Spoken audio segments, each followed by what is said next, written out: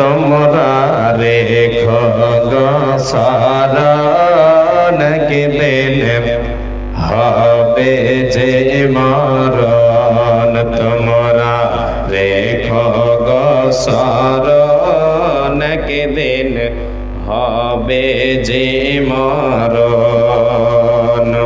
তোমরা রেখো গো শরণ একদিন আসবে যে মরণ শয়তান তোমাদের শত্রু বটে বলে আল কোরআন তোমরা রেখো গো শরণ একদিন হবে যে মরণ তোমরা রেখো গো শরণ একদিন হবে যে মরণ প্রথম নবী জান্নাতে ছিলেন প্রথম নবী জান্নাতে ছিলেন সঙ্গে হাওয়াকে পেলেন চক্রান্ত করিয়া শয়তান খাওয়াইল গন্ধ তোমরা রেখো গো শরণ একদিন হবে যে মরণ তোমরা রেখো গো শরণ একদিন আসবে যে মরণ ইব্রাহিম কে নবী ছিলেন ইব্রাহিম কে নবী ছিলেন কুরবানির আদেশ পেলেন আরাফাতে যাওয়ার সময় বাধা দেয় শয়তান তোমরা রেখো গো শরণ একদিন হবে যে মরণ তোমরা রেখো গো শরণ একদিন আসবে যে মরণ শয়তানকে পাথর মারিলেন আরাফাতে হাজির হলেন ইসমাইলের পরিবর্তে দুম্বা গয়ে কুরবান তোমরা রেখো গো শরণ একদিন হবে যে মরণ তোমরা রেখো গো শরণ একদিন আসবে যে মরণ শেষে বলে বন্দগণ ভুল হইলে ক্ষমা চান মাফ করিবেন আল্লাহ তাআলা মাফ করিবেন আল্লাহ তাআলা নবীদের মতো তোমরা রেখো গো শরণ একদিন আসবে যে মরণ তোমরা রেখো গো শরণ একদিন হবে যে মরণ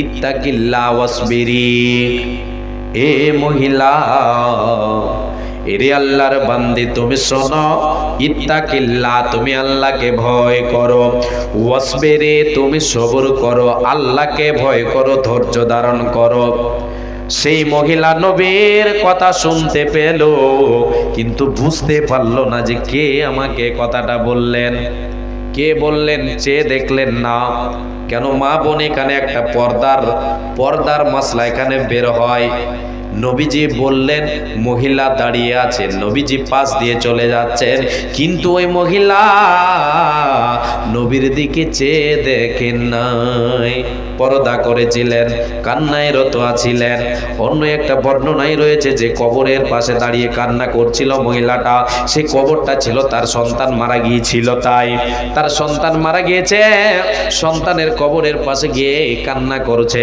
আল্লাহর নবী বলছেন মহিলা রে ইত্তাকিল্লাহ ওয়াসবিরি, তুমি আল্লাহকে ভয় করো এবং সবর করো, ধৈর্য ধারণ করো। এবারে নবীজি এই কথাটা যখনই বললেন, মহিলা চিনতে পারেনি, মার্ক করেনি, সে পর্দার আড়ালেই সে মুখটাকে ঘুরিয়েই মানে মুখটায় ঘুমটা দিয়েই সেই মহিলা বলে ফেললো, তুমি তোমার কথা, তুমি তোমার রাস্তা বয়ে চলে যাও। সে উল্টো পাল্টো কিছু কথা বলে দিল, তুমি তোমার রাস্তা বয়ে চলে যাও, তুমি তো জানো না আমি কত বড় বিপদে আছি, কত বড় দুঃখে আছি রে, তুমি তো জানো না, যাও যাও যাও, তোমার রাস্তা বয়ে তুমি চলে যাও, তুমি আমাকে কোনো কথা বলতে আসিও না। সেই মহিলা এরকম অনেক কিছু কথা বলে দিল। নবীজি আমার কথা বলে দেওয়ার পরে তিনি চলে গেলেন নিজস্ব বাড়ি, চলে গেলেন নিজ বাড়িতে গিয়ে হাজির। এবারে মহিলা যখন পরক্ষণে জানতে পারলো যিনি আমাকে এই কথাটা বলেছিলেন ইত্তাকিল্লাহ ওয়াসবিরি, তিনি কেউ নন, তিনি হলেন সারা বিশ্বের নবী রাহমাতুল লিল আলামিন, দয়ার কান্নারি বলেছেন এই কথাটা।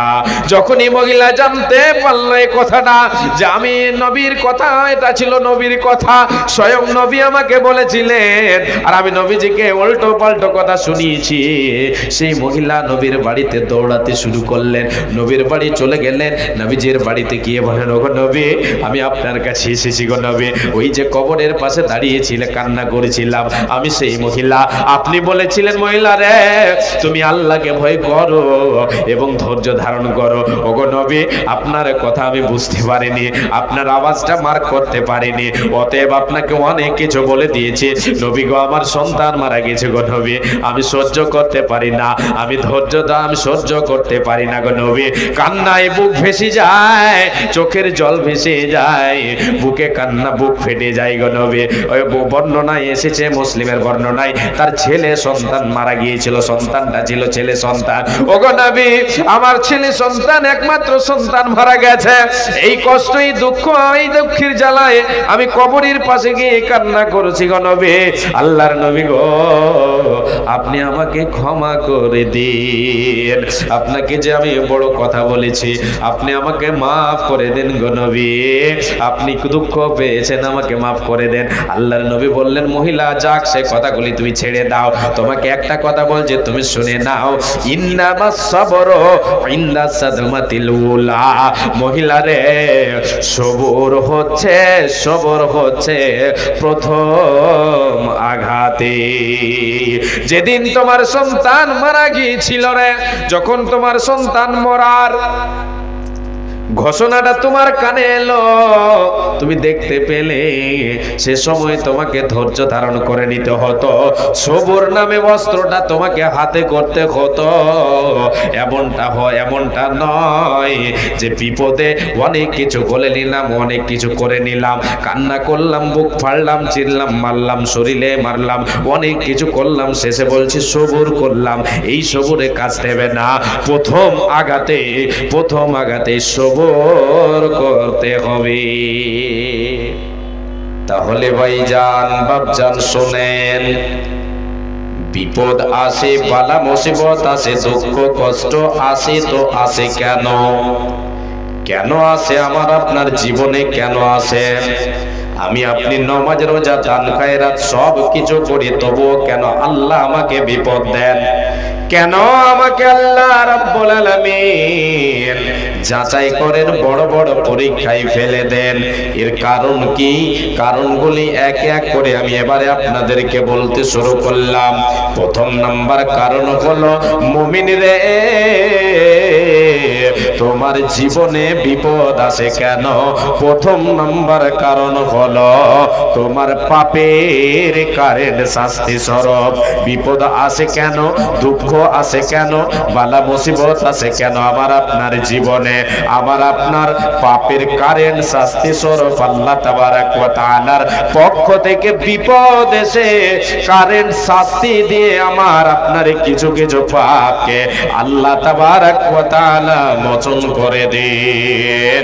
একবার জোরে বলেন সুবহানাল্লাহ। এবার দলিল শুনেন, আল্লাহ তাবারক ওয়া তাআলা বলেন, যাহারাল ফাসাদু ফিল বাররি ওয়াল বাহরি বিমা কাসাবাত আইদিন নাস। লিয়ুযীকাহুম বা'দাল্লাযী আমিলু লাআল্লাহুম ইয়ারজিউন। আল্লাহ তাবারক ওয়া তাআলা বলছেন, রে পৃথিবীর মানুষ শুনে নে, রে মুমিন মুমিনা তোরা শুনে নে, রে আমার গোলামেরা তোরা শুনে নে, জমিনে জলে এবং স্থলে বিপর্যয় ছড়িয়ে পড়েছে, বিপদ আমি আল্লাহ ছড়িয়ে দিয়েছে, আমি আল্লাহ দুঃখ কষ্ট ছড়িয়ে দিয়েছে, আমি আল্লাহ ভাইরাস ছড়িয়ে দিয়েছে, আমি রব্বুল আলামিন করোনা ছড়িয়ে দিয়েছি, অনেক ধরনের বিপদকে আমি আল্লাহ ছড়িয়ে দিয়েছে, জলে স্থলে আমি আল্লাহ বিপর্যয় ছড়িয়ে দিয়েছে। এটা কেন কেন কেন? এটা হচ্ছে তোমাদের হাতের কামাই, এটা হলো তোমার পাপের কামাই, তোমার কামাইয়ের দরুন আমি আল্লাহ বিপর্যয়ে বিপদকে ছড়িয়ে দিয়েছে। এতে দিয়ে আমি আল্লাহ তোমার কিছু কিছু পাপকে তোমাকে বিপদে ফেলে, তোমাকে মুসিবতে ফেলে, তোমাকে বিপর্যয় দিয়ে, তোমাকে দুঃখ দিয়ে রে, তোমাকে কষ্ট দিয়ে রে, তোমার কিছু কিছু পাপকে আমি আল্লাহ কারেন্ট শাস্তি দিয়ে মোচন করে দেব, যাতে করে তুমি আমার দিকে ফিরে আসো। তাহলে প্রথম নাম্বার যে কারণটা হলো বিপদ আসে, কিন্তু আসে কেন? আসে কিন্তু আসে কেন? আসে কেন? তার প্রথম নাম্বার কারণ হলো পাপের কারেন্ট শাস্তি স্বরূপ আল্লাহ তাবারক ওয়া তাআলা কিছু কিছু পাপকে মোচন করে দেন বিপদ দিয়ে। এটা কেমন করে হয়? আমি আপনি কোনো গুনাহ করলাম, কোনো ভুল করলাম, এবারে আল্লাহ তাবারক ওয়া তাআলা আমি আপনি কোনো এক ভুল করলাম, ওই ভুলটাকে মোচন করে দেন কোনো একটা বিপদ দিয়ে, ছোটখাটো বিপদ দিয়ে, বড় বিপদ দিয়ে আমার ভুলটাকে মোচন করে দেন। সবগুলো নয়, কিছু কিছু পাপকে মোচন করে দেন কারেন্ট শাস্তি দিয়ে। বন্ধুরে আমার, আল্লাহ রব্বুল আলামিন আমার আপনার পাপকে মোচন করে দেন। প্রথম নাম্বার কারণ হলো পাপের কারেন্ট শাস্তি স্বরূপ। এবারে চলেন আমি আপনাকে একটা উদাহরণ দিয়ে, খাঁচার বাঘ দেখেছেন? যারা বাঘ খেলা দেখান, বাঘের মালিক বাঘ খেলা দেখায়, খাঁচার ভিতরে থাকে বাঘ। বাঘকে শিকারি করে খাঁচার ভিতরে রাখে। এবারে খাঁচার ভিতরে যখন বাঘ বেশি বাড়াবাড়ি করে, বেশি গোতাগুতি করে, ক্ষমতা দেখায়, তখন খাঁচার বাঘের মালিক বুঝতে পেরে নেই যে এর ক্ষমতা বেড়ে গেছে, এর শক্তি বেড়ে গেছে, বলে কি করে? তার খাবার কমিয়ে দেয়। কি কমিয়ে দেয়? খাবার। 3 টাইমের খাবারকে 2 টাইম, তবুও তার ক্ষমতা বেড়েই আছে। 2 টাইমের খাবার এবার 1 টাইম, 1 টাইম খাবার দেয়, 1 টাইম খাবার দেয়। কেন দেয়? যাতে করে ক্ষমতাটা তার কমে যায়, যাতে করে সে খাঁচার শিক ভাঙতে না পারে, যাতে করে সে পিঞ্জিরা ভেঙে পালাতে না পারে, ক্ষমতা দেখাতে না পারে। অনুরূপ আমি আপনি দুনিয়ার বুকে আল্লাহর খাঁচায় বাস করি। আমি আপনি, পৃথিবীটা হলো একটা খাঁচা, এই খাঁচার ভিতরে বাস করে মানুষ। আর মানুষের যখন বাড়াবাড়ি দেখে আমার আল্লাহ আমার আপনার যখন বাড়াবাড়ি দেখেন, বেশি গুনাহ হয়ে যায়, গুনাহ যখন বেড়ে যায়, আমার আল্লাহ আমাকে আপনাকে বিপদে ফেলে আমার আপনার পাপকে মোচন করে দেন। একবার জোরে বলেন সুবহানাল্লাহ। আল্লাহ তাবারক ওয়া তাআলা তাই বলছেন, আওয়ালা ইয়ারাউনা আন্নাহুম ইফতানুনা ফি কুল্লি আমিন মাররাতান আও মাররাতাইনি সুম্মা লা ইয়াতুবুনা ওয়ালা হুম ইয়াতাক্কারুন। বান্দারে, তোমরা কি প্রত্যক্ষ করো না? তোমরা কি দেখতে পাও না? তোমাদেরকে আমি আল্লাহ চোখ দিই নাই, তোমাদেরকে দৃষ্টি শক্তি দিয়েছে, তোমাদেরকে আমি প্র্যাকটিক্যাল ফিল্ডে দিতে থাকি যে তোমরা বছরে 1 বার 2 বার বড় বড় বিপদের সম্মুখীন হও। এটা আমি কেন দিই রে? যাতে করে তোমরা আমার কথাকে মেনে নিয়ে তওবা করে আমার উপদেশকে গ্রহণ করে আমার দিকে ফিরে আসো। রব্বুল আলামিন কেন আমাকে আপনাকে বিপদ দেন। এই জন্য যে প্রথম নাম্বার কারণ হলো আমার আপনার পাপের কারেন্ট শাস্তি স্বরূপ তিনি আমাকে বিপদ দিয়ে, আপনাকে বিপদ দিয়ে পাপকে কি করেন, মোচন করে দেন।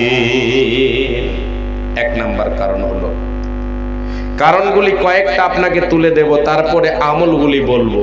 প্রত্যেকটা বিপদের পিছনে যে 4টা আমল আপনাকে লাগাতে হবে ইনশাআল্লাহ। সকলে ধৈর্য সহকারে বসে থাকবেন তো বাপজান?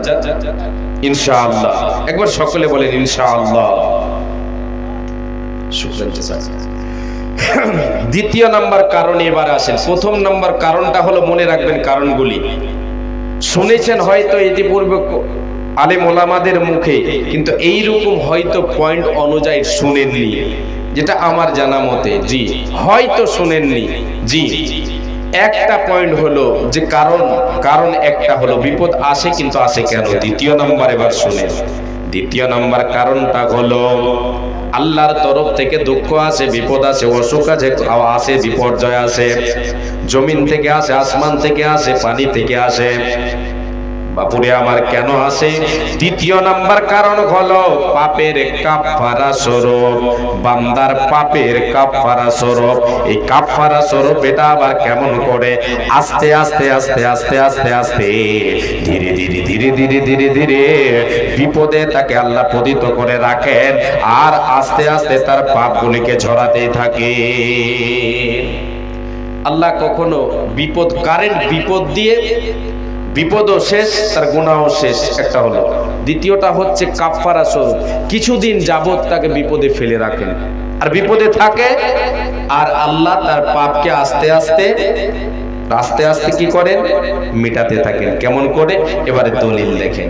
বিশ্বনবী সাল্লাল্লাহু আলাইহি ওয়াসাল্লাম বলেন, সাল্লাল্লাহু আলাইহি ওয়াসাল্লাম দয়ার নবী বলেছেন, কি বলেছেন? আশাদুন নাসি বালা আল আম্বিয়া ওয়া তুম্মাল আমসালু ফাল আমসাল। আল্লাহর নবী বলেন, পৃথিবীর বুকে যতগুলি মানুষ আছে, সমস্ত মানবের ভেতরে আমার আল্লাহ নবীদেরকে বেশি পরীক্ষা করেছেন, বেশি বিপদ দিয়েছেন।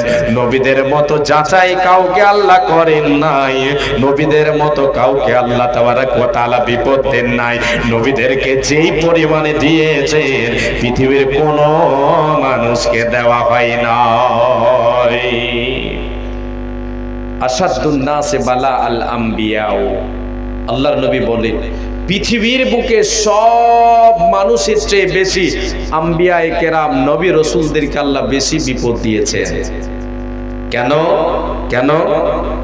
ঈমান যার যত মজবুত, আল্লাহর তরফ থেকে বিপদটাও আসে সেই মতো। যেমন একটা উদাহরণ আপনাকে শোনাই। বৃক্ষ যত বড় হবে, গাছ যত বড় হবে, ঝড় তাকে বেশি লাগবে না কম লাগবে? বেশি লাগবে।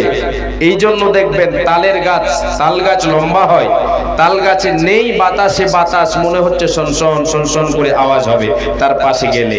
এবারে বলি আপনাকে, বৃক্ষ যত বড় তাকে হাওয়ার সঙ্গে মোকাবিলা করতে হয় বেশি। যত বড় বৃক্ষ হবে তাকে ঝড়ের সঙ্গে মোকাবিলা করতে হয় বেশি। বৃক্ষ যদি ছোট হয় তাকে ঝড়ের সাথে মোকাবিলা করতে হয় কম।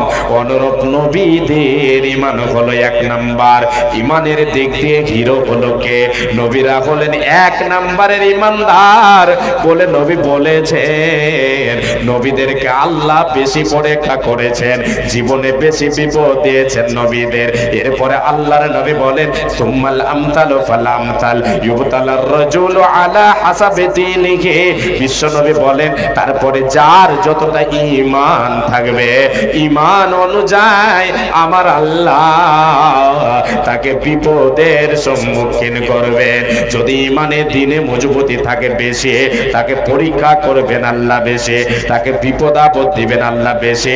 যদি ঈমানে তার কমতি থাকে, ঈমানে মজবুতি কম থাকে, দিনের উপরে অটলতা কম থাকে, অনুরূপ তাকে অল্প কম বিপদ দেওয়া হয়। এরপরে কি হয়? এবারে শুনেন আসল কথাটা। বিশ্বনবী বলেন তাকে বিপদে ফেলা হয়, বিপদে পড়ে থাকে, অসুখে পড়ে থাকে, দুঃখে পড়ে থাকে, কষ্টে পড়ে থাকে।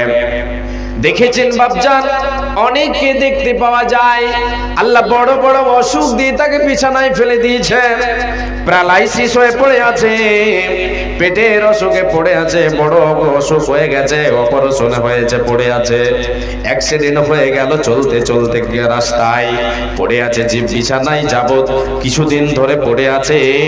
বাপুরে আমার, এই হাদিসের সাথে তার সম্পর্ক, ওই বিপদের সম্পর্কটা মিল খাচ্ছে কিনা দেখেন, আমি আপনাকে দেখাচ্ছি।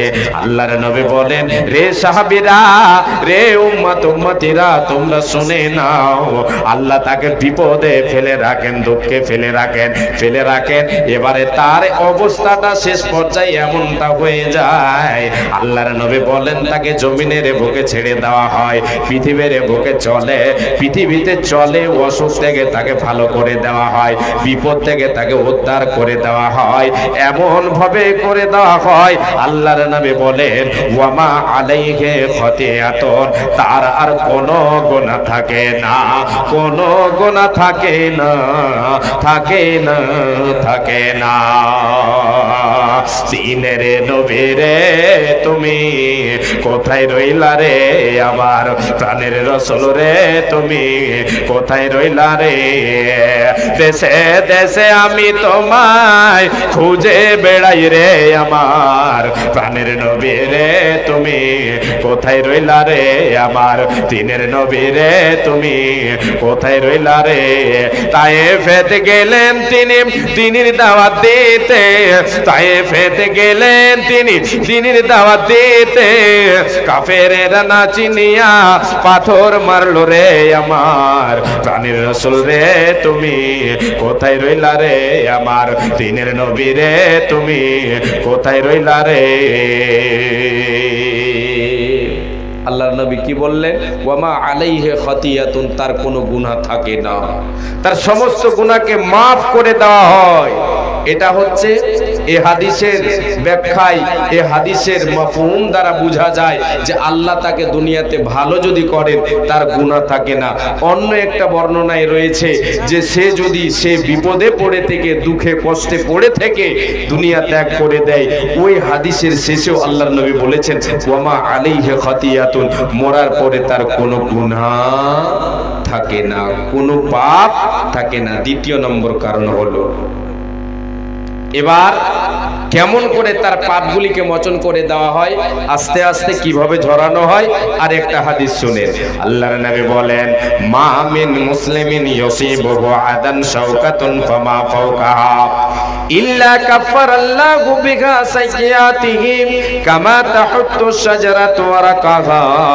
আল্লাহর নবী বলেন, রে উম্মত উম্মতিরা শুনে নাও, যখন কোন মুমিন মুমিনা, যখন কোন নর নারী মুমিন মুমিনার উপরে বিপদ আসে, আল্লাহর তরফ থেকে যেই কোনো ধরনের দুঃখ হোক না কেন, যেই কোনো ধরনের কষ্ট হোক না কেন, যদি তাকে আল্লাহ কষ্ট পৌঁছান, আল্লাহর তরফ থেকে আসে, আল্লাহ কষ্ট দেন। এবারে ওই কষ্টে, সেই কষ্টটা যদিও একটা খিলার দ্বারা যদি আল্লাহ তাকে কষ্ট দেন, পায়ে একটা খিলা গেঁথে গেল, রাস্তায় চলতে চলতে পায়ে খিলা গেঁথে গেল, কাঁটা গেঁথে গেল, সে কষ্ট পেল, সে সময় দুঃখ পেল। আল্লাহর নবী বলেন, রে আমার সাহাবীরা, আমার আল্লাহ ওই মুমিন মুমিনার মুসলমান নরনারীর পাপকে কেমন করে মোচন করে দেন কাফারা স্বরূপ, যেমন বৃক্ষ তার পাতকে ঝরিয়ে দেয়। আমরা দেখি না, পৃথিবীতে অনেক বৃক্ষ দেখতে পাই যে বছরে তার পাতাগুলিকে ঝরিয়ে দেই না, বৃক্ষ তার পাতাগুলিকে ঝরিয়ে দেয়, একটাও পাতা তার ডালে থাকে না, তার কোনো শাখে পাওয়া যায় না। বিশ্বনবী বলেন, কামা তাহুত্তু শাজারাতু ওয়ারাকাহা, যেমন বৃক্ষ তার পত্রাবলীকে ঝরিয়ে দেয়। রে উম্মত উম্মতিরা, আল্লাহর তরফ থেকে যখন বিপদ আসে রে, আল্লাহ তোমাকে বিপদে ফেলে, তোমাকে দুঃখ কষ্টতে ফেলে, তোমার পাপগুলিকে ওই পাতার নাই, বৃক্ষের নাই, তোমার জীবনে ইমানের গুনাহগুলি ঝরে যায়, আস্তে আস্তে আস্তে আস্তে গুনাহগুলি তোমার ঝরে যায়। এটা হলো কাফারা স্বরূপ। দ্বিতীয় নম্বর কারণটা ছেড়ে দিলাম, বিস্তারিত কারণগুলো দিচ্ছে না, এই জন্য যে সময় সামনে রেখে আমি আলোচনা রাখছি। তৃতীয় নম্বর কারণে চলেন। তৃতীয় নম্বর, বিপদ আসে বান্দারে বান্দিরে, বিপদ আসে তো আসে কেন?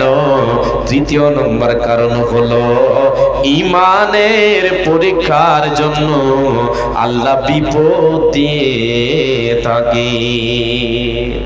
আমার আপনার ঈমান কতটা, ঈমানকে আল্লাহ যাচাই করেন দুঃখ কষ্ট দিয়ে, বালা মুসিবত দিয়ে, বিপর্যয় দিয়ে, অনেকগুলি সাবজেক্টের উপরে আমার আপনার ঈমানকে আল্লাহ তাবারক ওয়া তাআলা পরীক্ষা করেন। যেই কোনো বিপদ আসুক না কেন, কোনো একটা কারণের উপরে আছে, আর প্রত্যেকটা কারণে, প্রত্যেকটা বিপদের পেছনে আমার আপনার লাভ আছে, কল্যাণ আছে, কল্যাণ আছে। কবে হবে? চারটা আমল করতে হবে, আমল চারটা পরে শোনাবো, শুনে যান কারণগুলি। ঈমান পরীক্ষার জন্য বিপদ আসে।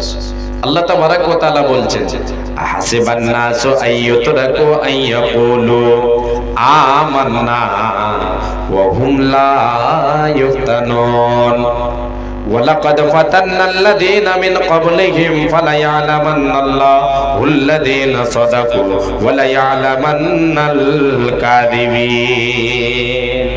আল্লাহ বলছেন, হে আমার বান্দারা বান্দিরা, তোমরা কি এটা ভেবে নিয়েছো? এটা কি তোমরা গুমান করেছো? এটা কি তোমরা চিন্তাধারা করে নিয়েছো যে আমরা ঈমান এনেছি, আমান্না বললে আমাদের ছেড়ে দেওয়া হবে? তোমাদেরকে আমি পরীক্ষা নিরীক্ষা করব না, তোমাদেরকে আমি যাচাই করব না, এটা কি তোমাদের ধারণা? আল্লাহ বলছেন, বান্দা এইরকম ধারণা যদি থাকে তুমি ছেড়ে দাও, ছেড়ে দাও, ছেড়ে দাও। ঈমান এনেছি বললেই ছেড়ে দেওয়া হবে না। তুমি যতই পৃথিবীর মুখে তুমি ঈমানদার বলো না কেন, তোমার ডায়লগ কাজে আসবে না।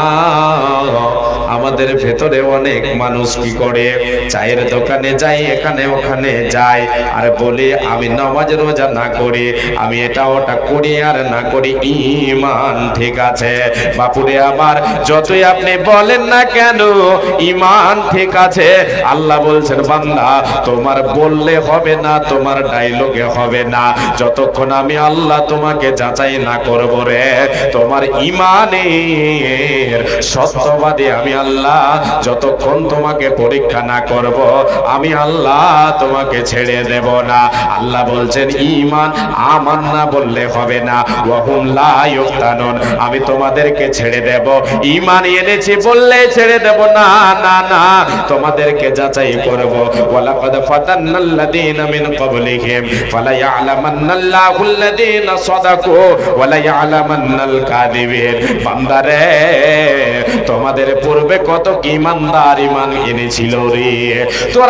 তোরা আজকে ঈমানদার দাবি করিস, ঈমান দাবি করিস। দেখ, তোদের পূর্বে যারা ঈমান এনেছিল, ঈমানের দাবি করেছিল, কালেমার উপরে ঈমান এনেছিল, কালেমা পাঠ করে ঈমান এনেছিল, আমি আল্লাহ তাদের কাউকে ছেড়ে দিয়েছি না, না না, কাউকে ছাড়ি না। তোদের পূর্বের ঈমানদারদের ঈমান পরীক্ষা করেছে এবং ঈমানের দাবি থেকে সত্যবাদী কে মিথ্যাবাদী প্র্যাকটিক্যাল ফিল্ডে দিয়ে আমি আল্লাহ পরীক্ষা করে নিয়েছি। যতক্ষণ ফিল্ডে তোরাবালি কাওয়ামারি, ওনার শ্বশুর অসুস্থ আছে, 5,000 টাকা। কাওয়ামারি থেকে তোরাবালি শ্বশুর অসুস্থ আছেন, তাই 5,000 টাকা দিয়েছে। একটু উল্লেখ করে রাখেন, একটু উল্লেখ করে রাখেন। জি, আল্লাহ তাবারক ওয়া তাআলা আমার আপনার পূর্বের ঈমানদারদের ঈমান পরীক্ষা করেছেন, যাচাই করেছেন। কি দিয়ে? বিপদ আপদ দিয়ে, দুঃখ দিয়ে, বালা মুসিবত দিয়ে, বিভিন্ন সাবজেক্টের উপরে ঈমান যাচাই করেছেন। 5খানা সাবজেক্ট আমি আপনাদের সামনে তুলে ধরছি। আল্লাহ তাবারক ওয়া তাআলা যে সাবজেক্ট কটার কথা বলেছেন সেটা কি? আল্লাহ তাবারক ওয়া তাআলা বলছেন, বান্দা এই নরনারী তোমরা শুনে নাও, আমি আল্লাহ তোমার ঈমান পরীক্ষা করব। ওয়ালা নাবলুওয়ান্নাকুম বিশাইইম মিনাল খাউফি ওয়াল জু'i ওয়া নাকসিম মিনাল আমওয়াল ওয়াল আনফুসি ওয়াত তামারাতি। আল্লাহ রাব্বুল আলামিন এই আয়াতে 5খানা সাবজেক্টের কথা বললেন। বান্দারে, আমি আল্লাহ তোমার ঈমান যাচাই করব। তোমার ঈমান যাচাই আমি আল্লাহ সত্য মিথ্যার পার্থক্য করে নেব। ঈমানের দাবিতে তুমি কতটা সত্যবাদী, কতটা তুমি অটল আছো, আমি আল্লাহ তোমাকে পরীক্ষা করব। আর এই পরীক্ষার মাধ্যমে তোমার ঈমান যাচাই করব। প্রথম নাম্বারটা হলো মিনাল খাউফে, ভয় দিয়ে তোমার ঈমান যাচাই করব। দুশমনের ভয় তোমাকে দেখাবে, দুশমন ভয় দেখাবে। বেদিন যারা মুশরিক বেঈমানের ভয় তোমার ঈমানকে লুটার জন্য, তোমার ঈমানকে বরবাদ করার জন্য বেঈমান মুশরিক বেদিনেরাও তোমাকে ভয় দেখাবে। যদি তুমি ঈমানের দাবিতে সত্যবাদী থাকো, তাহলে তুমি তাদের ভয়ে ঈমান ছেড়ে দেবে না।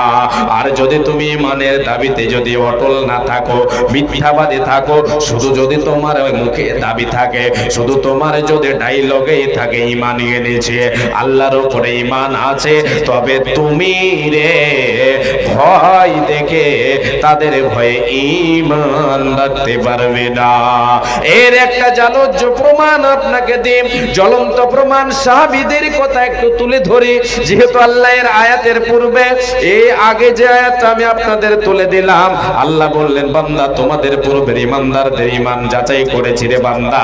নবীর রাসূলের যে শিষ্যরা ছিলেন তাদের ভিতরে একজনের কথা বলে, আমার নবী বিশ্ব নবী তার কান্ডারের একজন সাহাবী, নাম হচ্ছে তার হযরত আলী রাদিয়াল্লাহু তাআলা আনহু।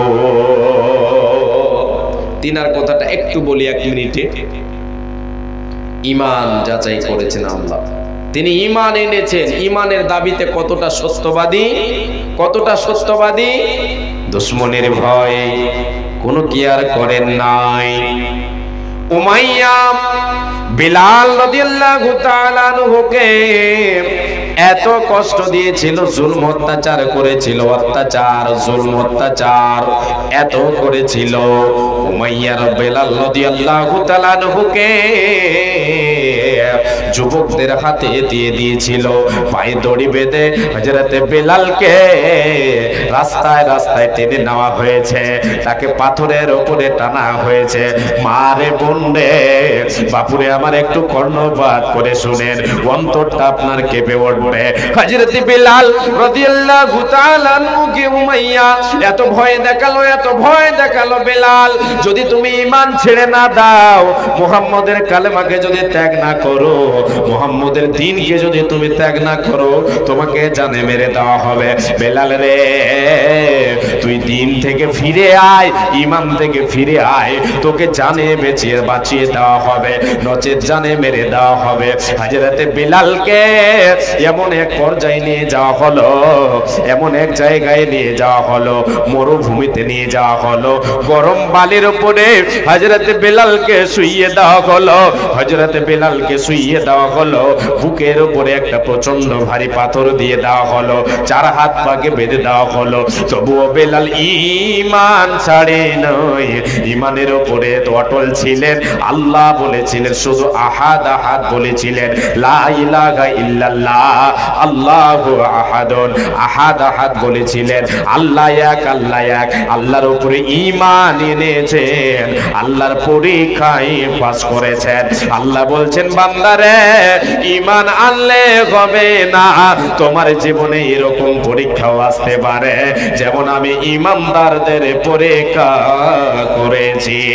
দেখো কেমন ঈমান এনেছেন নবীর সাহাবারা, দেখো কেমন ঈমান এনেছেন নবীর সাহাবারা।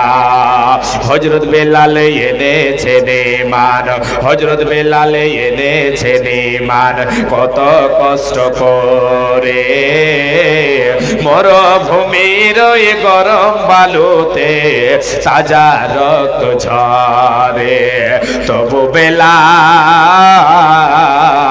ছাড়েনি ঈমান পড়েছেন লা ইলাহা ইল্লাল্লাহ। একবার আমরা সকলে বলি লা ইলাহা ইল্লাল্লাহ লা ইলাহা ইল্লাল্লাহ। দেখো কেমন ঈমান এনেছেন নবীর সাহাবারা হযরত খাব্বাব এনেছেন ঈমান কত কষ্ট করে আগুনের আগরার উপরে তাজা মাংস ঝরে পিছন হতে তাকালে পরে দেখা যেত বুকের সিনা। দেখো কেমন ঈমান এনেছেন নবীর সাহাবারা হযরত হানজালা এনেছেন ঈমান কত কষ্ট করে নতুন বিবাহ করে তিনি ছিলেন বাসর ঘরে যুদ্ধের লান উঠল বেজে হলো না গোসল করা।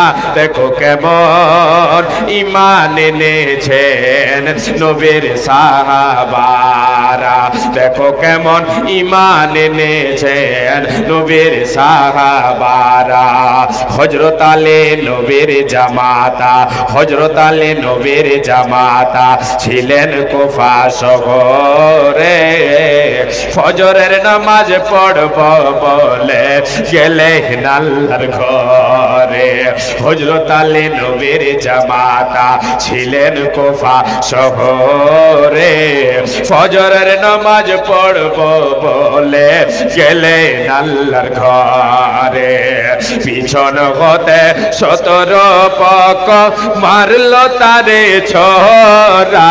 দেখো কেমন ঈমান এনেছেন নবীর সাহাবারা। বাবজান আল্লাহ তাবারক ওয়া তাআলা ঈমান পরীক্ষা করবেন। প্রথম নাম্বার সাবজেক্টটা হলো ভয়, দ্বিতীয় নাম্বারটা হচ্ছে আল্লাহ তাবারক ওয়া তাআলা বলছেন খোদার তাড়না দিয়ে তোমার ঈমান পরীক্ষা হবে। খোদার তাড়না দিয়ে দ্বিতীয় নাম্বার আমি শর্টে গনিয়ে দিচ্ছি শুধু, তারপরে এগিয়ে যাব।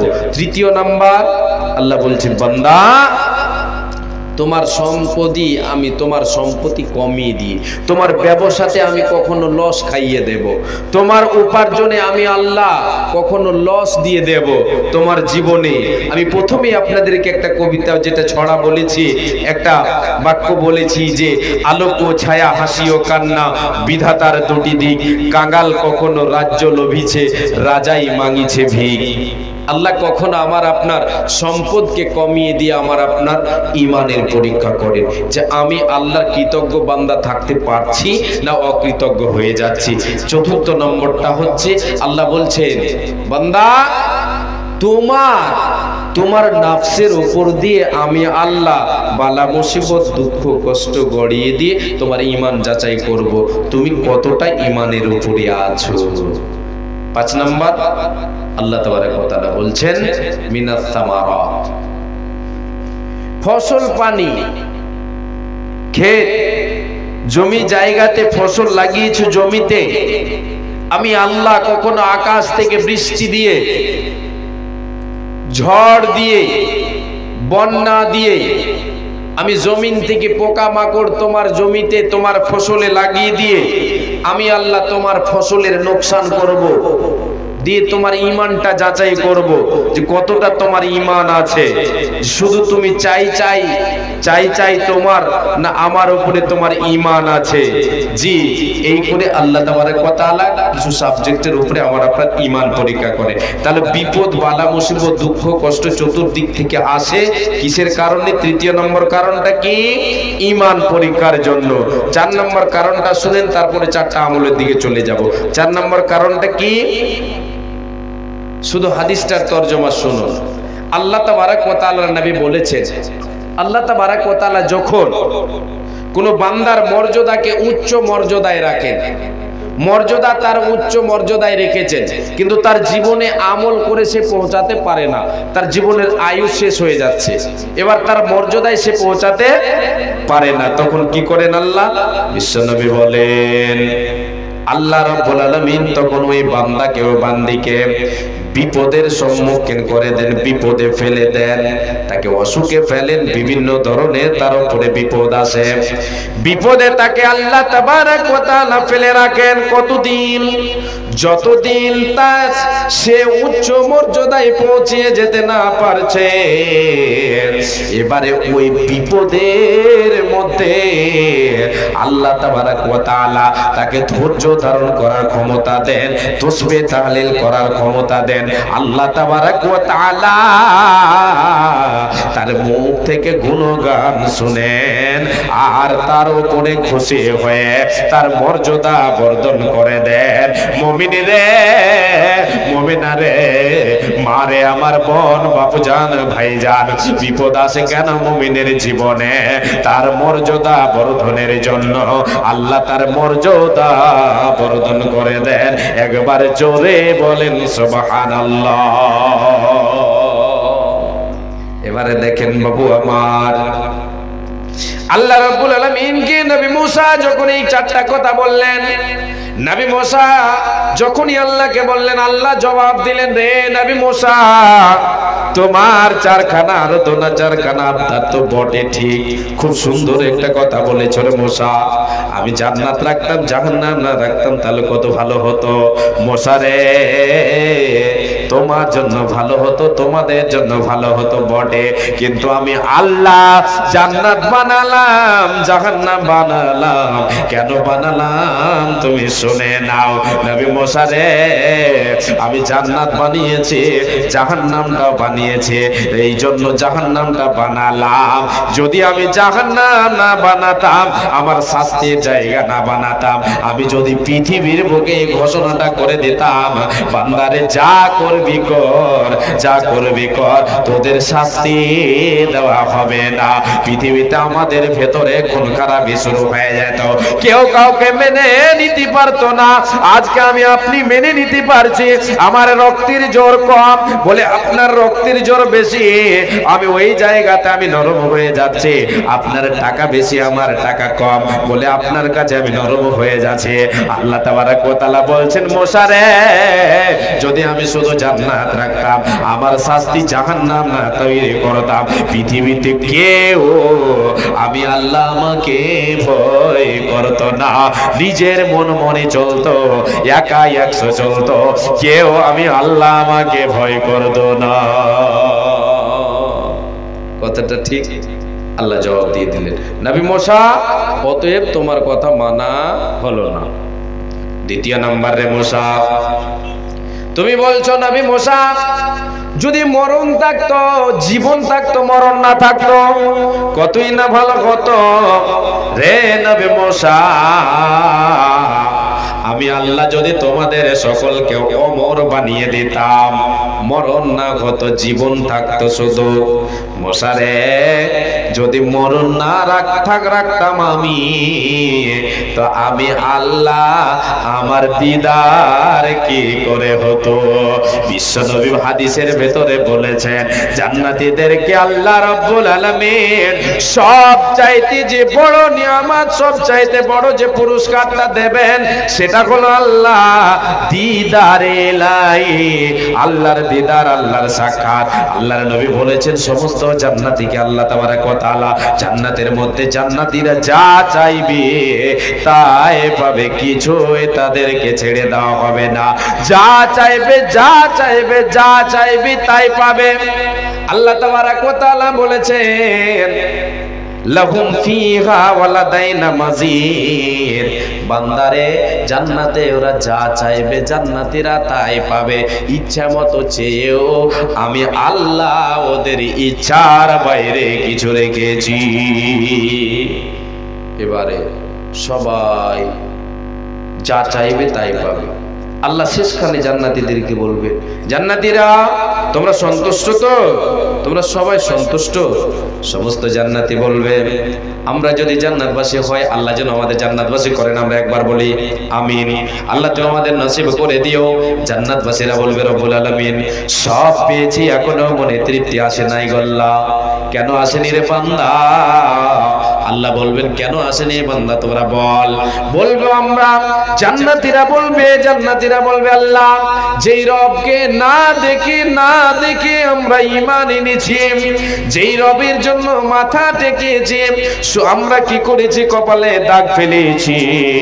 যে রবকে না দেখে শুধু রবের কথা মতো আমরা চলেছি, আমরা সেই রবকে না দেখে আমাদের মনে তৃপ্তি পাবো না, আমাদের মনটা ভরবে না।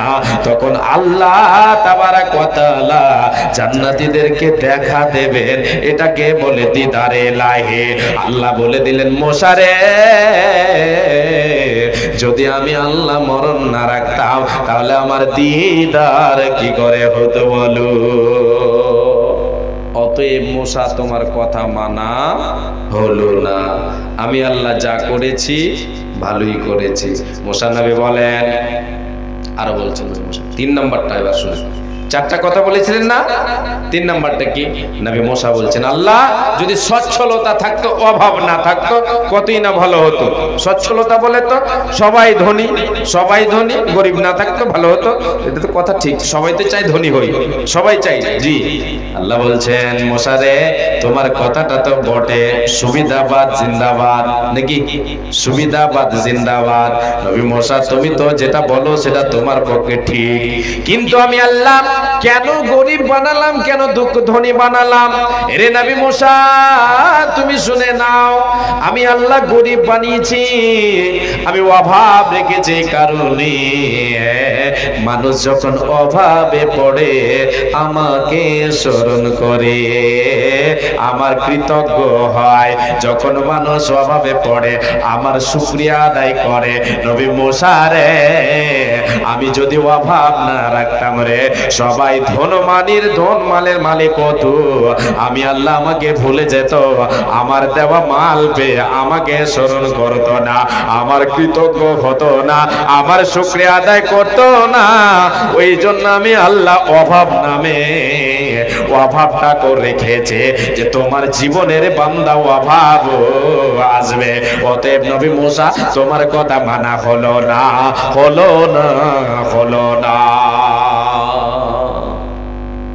4 নম্বরের জবাবটা শুনেন। 4 নম্বরের জবাবটা কি? আল্লাহকে নবী মুসা বলছেন আল্লাহ সুখ থাকতো, দুঃখ না থাকতো, কষ্ট না থাকতো, কত ভালো হতো। আল্লাহ বলছেন মুসা রে যদি শুধু সুখ দিতাম, সুখ, অসুখ না দিতাম, দুঃখ না দিতাম, কষ্ট না দিতাম, বিপর্যয় বালা মুসিবত না দিতাম, যদি তোমাকে সদাই সুখের সাগরে ভাসিয়ে দিতাম, তাহলে সুখের সাগরে ভেসে নবী মুসা রে আমার গুণগান তুমি করতে না। আমি যদি পৃথিবীর মানুষকে সুখের সাগরে ভাসিয়ে দিয়ে থাকতাম, অসুখ আমি দুঃখ যদি আমি না রাখতাম, নবী মুসা রে কেউ আমাকে স্মরণ করতো না যে একজন আল্লাহ আছেন, আমাকে কেউ স্মরণ করতো না, আমার গুণগান কেউ করতো না। অতএব নবী মুসা আমি দুঃখ দিয়ে আমার গুণগান করিয়ে নিয়ে বাপুরে আমার আল্লাহ নবী মুসাকে জবাব দিয়ে দিলেন। বন্ধুরে আমার আল্লাহ তাবারাক ওয়া তাআলা কখনো কখনো আমার আপনার কাছে গুণগান শুনবেন বলে তিনি বিপদের সম্মুখীন করে থাকেন। গুণগান শুনেন, আল্লাহর তাসবিহ তাহলিল যখন আমি আপনি করে আল্লাহ খুশি হয়ে যান, খুশি হয়ে গিয়ে আবার আপনার মর্যাদা বাড়িয়ে দেন। পাখির মধুর সুর শুনতে যদি চান, পাখির মধুর কণ্ঠ যদি শুনতে চান, তাহলে পাখিকে আপনি না খাইয়ে রাখেন, তাকে খাঁচার ভেতরে খাবার না দিয়ে আপনি দাঁড়িয়ে থাকেন, পাখি আপনাকে কোকিল কণ্ঠ শোনাবে, আপনাকে তার ভাষা শোনাবে।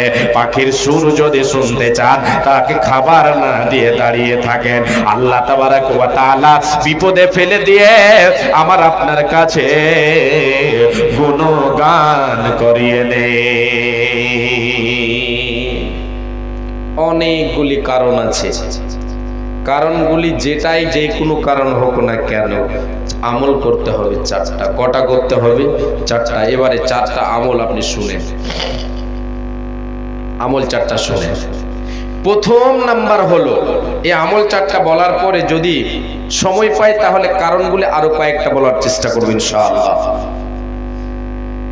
এক নাম্বার, বিপদ আসলে কি করতে হবে? ধৈর্য ধারণ করতে হবে। কি করতে হবে? ধৈর্য ধারণ করতে হবে। ভালো করে শুনে যাবে। আল্লাহর তরফ থেকে কোনো বিপদ যদি আসে, কোনো দুঃখ আসে, তো আমার আপনার ক্ষমতা আছে সেই দুঃখকে, সেই বিপদকে সরিয়ে দিতে পারবো ক্ষমতার জোরে? নেই। আল্লাহর মায়ের, আল্লাহ যেটা চাইবেন সেটা তো আমার আপনার ভালাইয়ের জন্য। এবারে সেটাকে আমি আপনি সরিয়ে দিতে পারবো ক্ষমতার জোরে, টাকার জোরে? পারবো? পারবো? পারবো না। কেন পারবো না? আল্লাহ না চাইলে হবে না। তাহলে আমি আপনি দেখছেন পৃথিবীতে তো অনেক দেখেছে, অনেক টাকা খরচ করে দেয় ডাক্তারের পিছনে, টাকা দিয়ে লড়াই করে অসুখের সাথে। যেটা মরণ ব্যাধি অসুখ হয়, এই অসুখে আপনি দুনিয়া ঢেলে দিলেও সেটা আপনি দূর করতে পারবেন না। মরণ ব্যাধি যদি অসুখ হয়ে যায় সেটা আপনি ভালো করতে পারবেন না। আল্লাহ সেটাকে ভালো করবেন না, করবেন না। কেন? দুনিয়া থেকে নেবেন বলে তাকে মরণের অসুখ দিয়েছেন। পুরে আমার, আমি আপনি যদি আল্লাহ না চান তাহলে আমার আপনার অসুখকে ভালো করে দেব, টাকার জোরে করতে পারবো না। আমার আপনার ব্যক্তিগত কোনো ক্ষমতা নাই, নাই, নাই। আল্লাহ তাবারক ওয়া তাআলা তিনি যতক্ষণ না চাইবেন হবে না। অতএব আমি আপনি যদি বিপদে পড়ে যাই, বিপদে পড়ে আমার আপনার ক্ষমতা দিয়ে যদি আমি আপনি চেষ্টা করি, বিপদকে সরাতে পারবো না, দুঃখকে সরাতে পারবো না, তাহলে আমার আপনার অস্ত্র হবে, প্রথম নম্বর অস্ত্র হবে ধৈর্য। সবর করো রে বান্দা, সবর করো তুমি, সবরের ফল পাবে একদিন তুই। সবর করো রে বান্দে, সবর করো তুমি, সবরের ফল পাবে একদিন তুই। ধৈর্য এমন একটা জিনিস, চতুর্দিকে কাঁটা, চতুর্দিকে কাঁটা, মধ্যখানে আছে যেটা, তার নামটা হচ্ছে সবর, ধৈর্য। যে আপনাকে ভেদ করে যেতে হবে, কাঁটা ভেদ করে আপনাকে যেতে হবে সবুর নামে অস্ত্রটা নিয়ে। সবুর নামে অস্ত্রকে ধরতে হবে। এই অস্ত্র দিয়ে আপনি আল্লাহর বিপদের সঙ্গে লড়াই করতে পারবেন, আল্লাহর দেওয়া পরীক্ষার সঙ্গে লড়াই করতে পারবেন। নচেত আপনি আপনার ক্ষমতায় আপনি কিছুই করতে পারবেন না। আপনি যখন বিপদে ধৈর্য ধরবেন, আল্লাহ তাবারক ওয়া তাআলা আপনাকে কেমন বদলা দেবেন। রব্বুল আলামিন বলেন, ইন্নামা ইউআফাস সাবিরুনা আজরাহুম বিগাইরি হিসাব। হে আমার বান্দারা, আমি আল্লাহ ধৈর্যশীলদেরকে, ধৈর্য ধারণকারীদেরকে, সবর করনেওয়ালাদেরকে, সবর করনেওয়ালিদেরকে আমি বিনা হিসাবে পুরস্কার দেব। এদের যে পুরস্কার দেব, এই পুরস্কারের মাপ থাকবে না। আমি ওঠের অগণন পুরস্কারে ভূষিত করব ধৈর্যশীলকারীদেরকে, ধৈর্য ধারণকারীদেরকে। বাপুরে আমার, মারে আমার, বিপদ আসলে, দুঃখ কষ্ট আসলে, বালা মুসিবত আসলে, যেই কোনো ধরনের আসুক না কেন, আমাকে আপনাকে প্রথম নম্বর হলো ধৈর্য ধারণ করতে হবে। এবারে একটা কথা এখানে, ধৈর্য ধরবো তো কখন ধরবো? জি, এটাও তো প্রশ্ন হতে পারে। কেন মাইকটা এরকম করছে গো? ধৈর্য সবুর যে করব তো কবে করব? বিপদটা শেষ হওয়ার পরে, না বিপদ চালু হবে 2-4 দিন পর, 5 দিন যাবে তারপর? এর জন্য দলিল নেন কবে ধরবেন। মা বোন ভালো করে শুনবেন, বিপদ যে কোনো ধরনের হোক না কেন, শারীরিক হোক না কেন, ছেলে মেয়ের ওপরে আসুক না কেন, কেউ আমার আপনার মারা যাক না কেন, যেই কোনো ধরনের দুঃখ আপনার কাছে আসুক না কেন, প্রত্যেক বিপদে প্রত্যেক দুঃখ কষ্টে আপনাকে কখন সবুর করতে হবে এবারে শুনেন। একটু মাইকটা ঠিক করেন না গো, মাইকম্যান নেই, ঘুমিয়ে গেছেন নাকি? এই কো আওয়াজটা হচ্ছে, একটু কমিয়ে দেন। জি, সাউন্ড বেশি থাকলে কমান। জি হ্যাঁ, একটু কমিয়ে দিন না। আল্লাহর নবী রাস্তা বয়ে চলে যাচ্ছেন, এক রাস্তা বয়ে তিনি চলে যাচ্ছেন।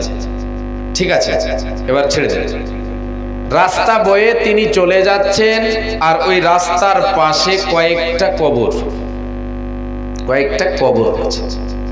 ওই কবরের পাশে একজন মহিলা দাঁড়িয়ে কান্না করছে। আল্লাহর নবী সেই মহিলাকে দেখে বলছেন, ইত্তাকিল্লাহ ওয়াসবিরি। এ মহিলা, এরে আল্লাহর বান্দি তুমি শোনো, ইত্তাকিল্লাহ তুমি আল্লাহকে ভয় করো, ওয়াসবিরি তুমি সবর করো, আল্লাহকে ভয় করো, ধৈর্য ধারণ করো। সেই মহিলা নবীর কথা শুনতে পেল, কিন্তু বুঝতে পারলো না যে কে আমাকে কথাটা বললেন, কে বললেন, চেয়ে দেখলেন না। কেন মা বোন, এখানে একটা পর্দার মাসলা এখানে বের হয়। নবীজি বললেন, মহিলা দাঁড়িয়ে আছেন, নবীজি পাশ দিয়ে চলে যাচ্ছেন, কিন্তু ওই মহিলা নবীর দিকে চেয়ে দেখেন নাই, পর্দা করেছিলেন, কান্নায় রত আছিলেন। অন্য একটা বর্ণনায় রয়েছে যে কবরের পাশে দাঁড়িয়ে কান্না করছিল মহিলাটা, সেই কবরটা ছিল তার সন্তান মারা গিয়েছিল, তাই তার সন্তান মারা গিয়েছে, সন্তানের কবরের পাশে গিয়ে কান্না করছে। আল্লাহর নবী বলছেন, মহিলা রে, ইত্তাকিল্লাহ ওয়াসবিরি, তুমি আল্লাহকে ভয় করো এবং সবর করো, ধৈর্য ধারণ করো।